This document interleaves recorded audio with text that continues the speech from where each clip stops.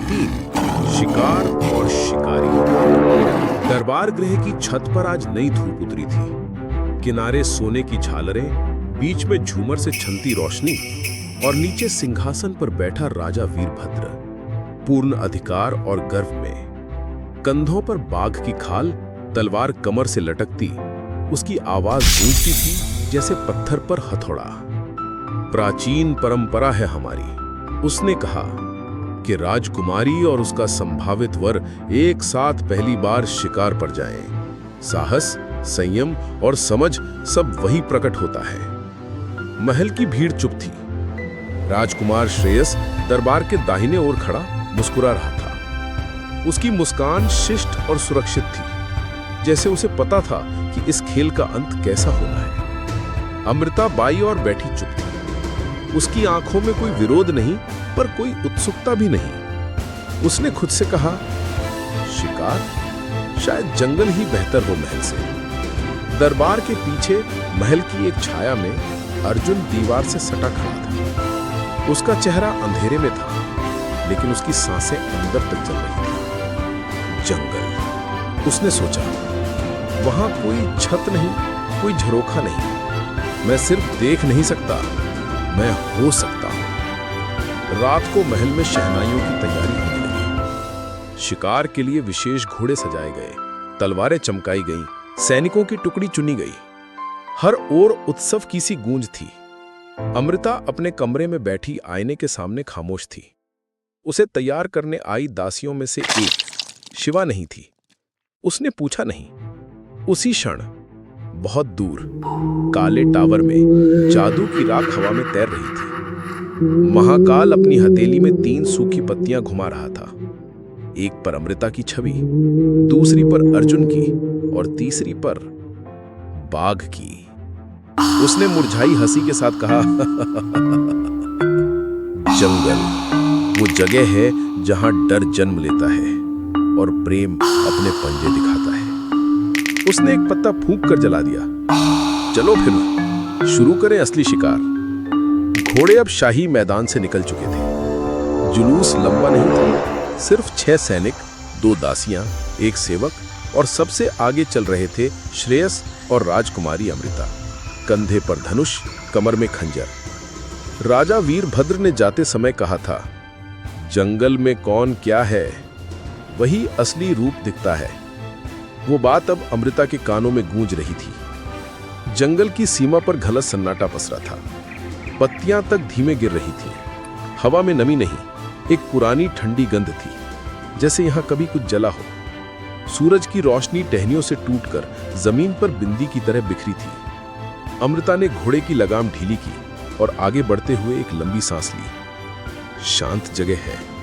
श्रेयस ने पास आकर कहा, वैसे तो लोग जंगलों से डरते हैं, पर मुझे लगता है यहां सब कुछ साफ होता है। यहां सब कुछ छुपा होता है। अमृता ने कहा, साफ वही दिखता है जो खुद को दिखाना चाहता हो। श्रेयस मुस्कुराया। राजकुमारी के शब्द भी तलवार जैसे हैं। तलवार तो सामने होती है, अमृता ने हल्के स्वर में कहा। पीठ पीछे जो होता है वो ज्यादा खतरनाक है। दूर एक झाड़ी हिली। किसी ने उसका ध्यान नहीं दिया, लेकिन एक निगाह वहीं टिकी थी। अर्जुन अब एक लाखलिया शिकारी के वेश में, कंधे पर टाट की थैली, कमर में लोहे की छुरी और आंखों में जंगल से भी गहरा सन्नाटा। वो पेड़ के तने से टेक लगाए उनके हर कदम को देख रहा था। उसने खुद को शाही जुलूस से काफी दूर रखा था, लेकिन हर आवाज उसकी गिरफ्त में थी। उसकी निगाह सिर्फ एक चेहरा खोज रही थी, अमृता। अमृता ने अचानक सिर घुमाया। वो नहीं जानती थी क्यों, लेकिन कोई एहसास हुआ था, जैसे किसी ने उसका नाम बिना आवाज के पुकारा हो। उसने झाड़ियों की ओर देखा, वहां कुछ हिला, फिर शांत हो गया। श्रेयस ने पूछा, कुछ दिखा? हाँ, अमृता ने धीरे से कहा, कुछ था, शायद कोई जाना पहचाना साया। श्रेयस ने पास आकर कहा, डरिए मत, आप मेरे साथ हैं। अमृता ने पहली बार सीधी नजर से उसे देखा। डर? मुझे डर नहीं लगता, पर कभी कभी कुछ दिखता है और मैं चाहती हूं कि वो असली हो। श्रेयस कुछ कहने वाला था, पर तभी दूर कहीं एक चिड़िया चीखी, लंबी डरावनी आवाज। सबका ध्यान बढ़ गया। अर्जुन पेड़ के पीछे से एक शब्द बुदबुदाया, मैं हूं, यही हूं, बस थोड़ी और दूरी। जंगल गहरा हो चला था और उनके रास्ते अब बाघों के क्षेत्र की ओर मुड़ रहे थे। सिर्फ कोई एक जानता था कि बाघ ही शिकार नहीं होगा। बाघ की चीख, एक सन्नाटा, फिर एक बाघ की दहाड़ जंगल में गूंजती है। बाघ अचानक सामने आता है। श्रेयस डर से घोड़े से गिरता है, भागने की कोशिश करता है। बाघ अमृता की ओर बढ़ता है, उसका घोड़ा उखड़ जाता है। तभी अर्जुन सामने आता है। उसके पास सिर्फ एक भाला होता है। लड़ाई होती है। अर्जुन बुरी तरह घायल होता है, लेकिन बाघ को घायल कर भगाता है।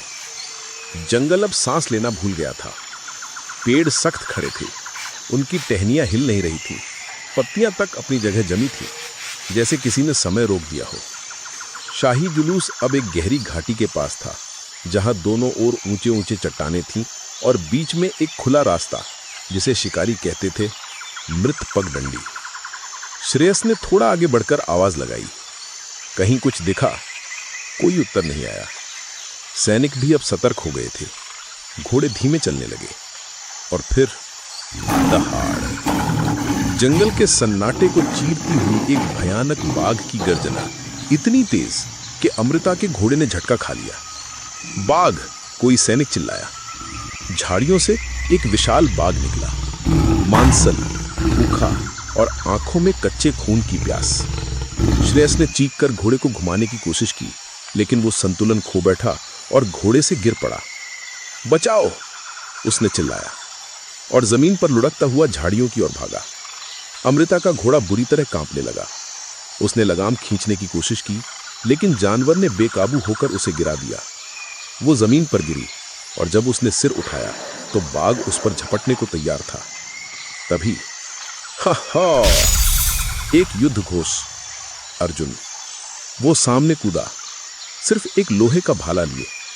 बाघ ने झपट्टा मारा, लेकिन अर्जुन ने उसकी ओर भाला फेंक चुका था। वो बाघ की बगल में धंसा, पर जानलेवा नहीं। बाघ घायल होकर पीछे हटा।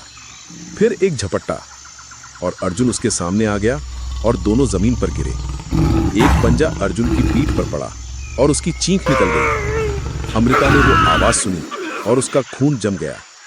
अर्जुन ने किसी तरह अपने घुटने से बाघ को धकेला, फिर उसकी गर्दन पर पूरी ताकत से वार किया। बाघ चीखता हुआ पीछे हटा और घायल होकर दौड़ते हुए जंगल में लुप्त हो गया। अर्जुन वहीं जमीन पर गिर पड़ा। उसका कंधा और पीठ बुरी तरह लहूलुहान थे। उसकी सांसें टूटी फूटी थीं, आंखें मुश्किल से खुली थीं। अमृता रेंगते हुए उसके पास आई। उसने देखा, वो चेहरा, वो आंखें, वो सांस, वो वही था। तुम। उसके होंठ कांप गए। अर्जुन ने सिर घुमाया, उसकी नजरें उससे मिलीं। वो हल्का मुस्कुराया। अब तुमने देख लिया, उसने बहुत धीरे से कहा, और फिर उसकी आंखें बंद हो गईं। रक्त और रहस्य। अमृता दौड़ती है अर्जुन के पास। वो खून में लथपथ है। उसके पास बैठती है। उसकी आंखों में कुछ टूटता है। वो पहली बार उसे ध्यान से देखती है। तुम वही हो। अर्जुन बस मुस्कुराता है और बेहोश हो जाता है। गार्ड्स आते हैं, उसे उठाकर ले जाते हैं, लेकिन उसकी पहचान कोई नहीं जानता। जंगल का रंग बदल गया था। अब हर पेड़ की छाया थोड़ी नीली, हर पत्ता थोड़ा थरथराता हुआ लग रहा था, जैसे जंगल ने भी उस लड़ाई की सांस रोके रखी हो और अब बस चुपचाप देख रहा हो। अमृता घास से लथपथ वस्त्रों में रेंगती हुई अर्जुन के पास पहुंची। उसके चारों ओर मिट्टी पर खून की धार बनी हुई थी, गहरा लाल, गर्म और ताजा। तुम कौन हो? उसकी आवाज टूटी हुई थी, लेकिन अंदर कहीं एक अजीब शांति थी, जैसे अब उसे जवाब की जरूरत नहीं थी। उसने अर्जुन का चेहरा अपनी हथेलियों में लिया, वही चेहरा जो कभी छत की परछाई में था, कभी दासी की चुप निगाह में, कभी बिस्तर के किनारे एक चोर के भेष में। तुम वही हो, उसने लगभग फुसफुसा कर कहा। अर्जुन की पलकें ने थोड़ी हरकत की, होंठ कांपे। एक छोटी सी मुस्कान उसके चेहरे पर आई, बेहद हल्की लेकिन जिंदा। तुमने देख लिया, उसने बहुत धीरे से कहा, और फिर उसकी आंखें बंद हो गई। घोड़ों की आवाज आई, सैनिक वापस लौट आए थे।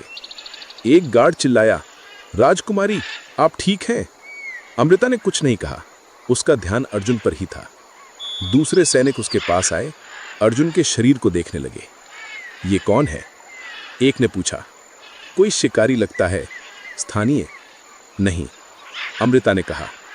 ये कोई और है। क्या आपने इसे पहले देखा है राजकुमारी? अमृता ने एक क्षण उन्हें देखा, फिर निगाहें अर्जुन पर वापस टिकाईं। उसने बस इतना कहा, इसे वापस ले चलो, अब यही मेरा रक्षक है। शाम तक अर्जुन को महल लाया गया। उसे एक अलग कक्ष में रखा गया, जहां केवल खास वैद्य को आने की अनुमति थी। राजा और रानी को अब तक सिर्फ यही बताया गया, एक अजनबी ने राजकुमारी को बचाया। और अमृता, वो खामोशी से अपने कक्ष में बैठी रही, उसी खिड़की के पास जहां से कभी एक कौवा उससे घूरता था। उसने खुद से कहा, अब मैं तेरे लिए नहीं, उसके लिए जाग रही हूं, सपनों का सिपाही। अर्जुन महल के एक कमरे में घायल पड़ा है, मगर होश नहीं आया। अमृता बार बार उसके पास आती है, पर किसी को बताती नहीं कि वो कौन है। उसके मन में अब द्वंद है। मैं जिसे जानती थी वो झूठा था, और जिसे नहीं जानती वही मेरी जान बचा गया। महाकाल टावर में राख घुमा रहा है और कहता है, जो सपनों में दिखता है वही सच्चा होता है। महल के सबसे पिछले हिस्से में एक छोटा सा कमरा था, जहां धूप नहीं पहुंचती थी, सिर्फ दीवारों की सांसें सुनाई देती थी। वही एक पलंग पर अर्जुन पड़ा था, पीठ पर पट्टियां, शरीर पर चोट के निशान, माथे पर एक नीली रेखा, सांसें धीमी पर स्थिर। कमरे में सिर्फ एक दीपक जल रहा था, और हर कुछ देर में दरवाजा खोलती थी राजकुमारी अमृता। चुपचाप आती, बैठती, बस देखती। उसने किसी को नहीं बताया कि वो कौन है, न राजा को, न रानी को, न श्रेयस को। श्रेयस ने जब पूछा कि उस शिकारी को तुमने इतना ध्यान से क्यों देखा, तो अमृता ने सिर्फ मुस्कुराकर कहा, कभी कभी जिनकी कोई आवाज नहीं होती, उनका चेहरा बहुत कुछ कह जाता है। एक रात वो अकेली उसके पास बैठी थी। उसकी उंगलियां अर्जुन के माथे से हट नहीं रही थीं। उसने धीमे से कहा, तुमने मुझे बचाया सबके सामने, खुद को खोकर, और मैं अब तक तुझे नाम तक नहीं दे सकी। तुम मेरे सामने होते थे पर मैं देखती नहीं थी। वो झुकी, उसकी नब्ज की धीमी गति सुनने लगी। मैं जिसे जानती थी वो नकली निकला, और जिसे नहीं जानती थी उसी ने मेरी सांस लौटाई। उसी समय बहुत दूर महाकाल टावर में राख घुमा रहा था। एक जलते हुए कटोरे में वो अमृता का चेहरा देख रहा था। उसकी आंखें भीग रही थीं, मगर होंठ शांत थे। देखो, महाकाल ने कहा, प्रेम अब पनप रहा है। उसने राख को मुट्ठी में भर लिया और फूंक मारते हुए बोला, अब सपना सिर्फ सपना नहीं, अब वो सच्चा होता जा रहा है। महल की दीवारों के बाहर कौवा बैठा था। उसकी आंखों में अब एक अजीब बेचैनी थी, जैसे वो भी अब अनजाना डर महसूस कर रहा हो, एक ऐसा डर जो प्रेम से आता है। अर्जुन अब भी सो रहा था, पर उसके होंठों पर हल्की, बहुत हल्की मुस्कान उभरी थी, और अमृता ने पहली बार उसकी आंखें न सही, लेकिन उसके सपने देख लिए थे। भाग 3 समाप्त हुआ। अर्जुन अब सिर्फ छाया नहीं, अस्तित्व बन चुका है, और अमृता अब सिर्फ देखी जाने वाली नहीं, महसूस करने वाली। Like, comment, and subscribe.